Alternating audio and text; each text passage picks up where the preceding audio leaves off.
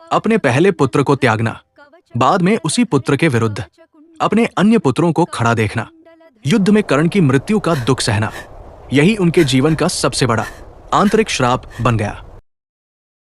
कुंती ने कुरु वंश के पांडु से विवाह किया। पांडु को मिले श्राप के कारण कुंती ने पांडु के कहने पर इसी मंत्र का आवाहन करके धर्मराज से युधिष्ठिर, पवन देव से भीम और इंद्रदेव से अर्जुन हुए। पांडु की दूसरी पत्नी माद्री को अश्विनी कुमार से नकुल और सहदेव हुए।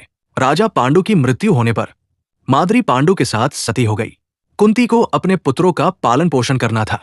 कुंती के संघर्ष की शुरुआत यहीं से हुई।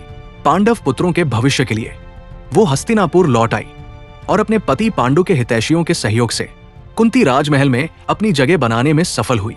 राजमहल में कुंती का सामना गांधारी, शकुनी और दुर्योधन से हुआ, जिन्होंने उसके सामने कई चुनौतियां खड़ी की।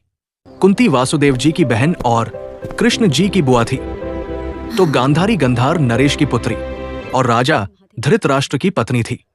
कुंती और गांधारी में अपने अपने पुत्रों को राज्य पर अधिकार दिलाने की अप्रत्यक्ष जंग शुरू हो गई।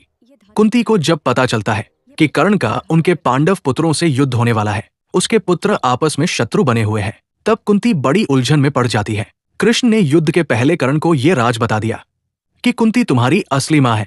कुंती जानती थी कि पांचों पांडवों और कर्ण में से किसी की भी कुछ हुआ तो दर्द तो उसी को होगा। इस स्थिति को रोकने के लिए महाभारत युद्ध से पहले कुंती कर्ण के पास गई। उन्होंने कहा, तुम मेरे पुत्र हो। उसने कहा, अब क्यों आए हो माता? जब मुझे सूत पुत्र कहा गया तब कहा थी आप? कुंती कर्ण को पांडवों की तरफ से युद्ध करने के लिए कहती है, लेकिन कर्ण साफ इनकार कर देते हैं। कर्ण ने कहा, अब बहुत देर हो चुकी है, अब मैं दुर्योधन का साथ नहीं छोड़ सकता।